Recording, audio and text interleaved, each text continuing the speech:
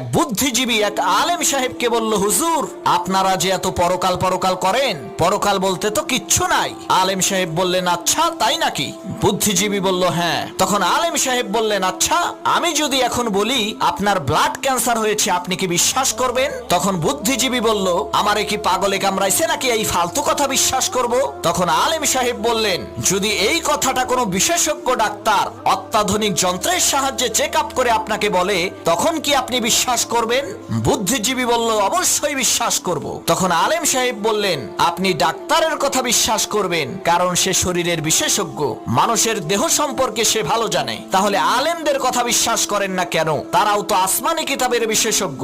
কোরআন হাদিসের মাধ্যমে তারা পরীক্ষা করে বলেন যে পরকাল আছে, মৃত্যুর পরে আর একটা জীবন আছে, জান্নাত আছে, জাহান্নাম আছে। তখন বুদ্ধিজীবী তার বুদ্ধি খাটাইয়া বলল, হুজুর আপনি ঠিকই বলছেন, আপনার কথা সত্য, পরকাল আছে।